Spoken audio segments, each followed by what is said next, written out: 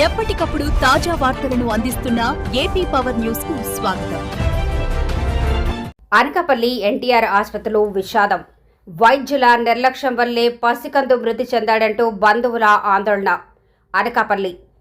అనకాపల్లి జిల్లా కేంద్రంలోని ఎన్టీఆర్ ప్రభుత్వ ఆసుపత్రిలో విషాదం చోటు చేసుకుంది.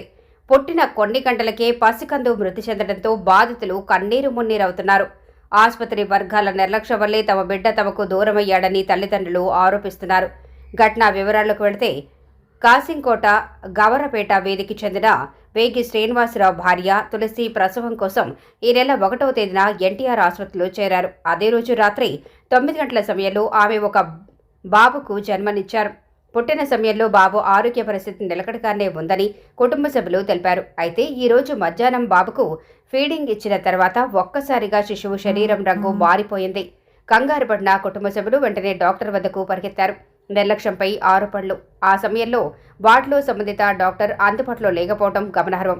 పరిస్థితి విషమించడంతో క్యాజువాలిటీ నుండి డ్యూటీ డాక్టర్ వచ్చి బాబును వార్మర్ బాక్స్లో ఉంచి చికిత్స అందించే ప్రయత్నం చేశారు. అయినప్పటికీ ఫలితం లేకపోవడంతో సాయంత్రం 5 గంటల సమయంలో బాబు మృతి చెందినట్లు వైద్యులు ప్రకటించారు. బాధితుల ఆగ్రహం. ఆసుపత్రిలో సుమారు 2 గంటల పాటు విద్యుత్ సరఫరా నిలిచిపోవటం, అత్యవసర సమయంలో వైద్యులు అందుబాటులో లేకపోవటమే బాబు మృతికి ప్రధాన కారణమని బాధితులు ఆరోపిస్తున్నారు. ఆసుపత్రి సిబ్బంది బాధ్యతారాహిత్యంపై వారు తీవ్ర ఆగ్రహం వ్యక్తం చేస్తున్నారు. ఒక నిండు ప్రాణం పోవడానికి కారణమైన వారిపై చర్యలు తీసుకోవాలని వారు డిమాండ్ చేస్తున్నారు.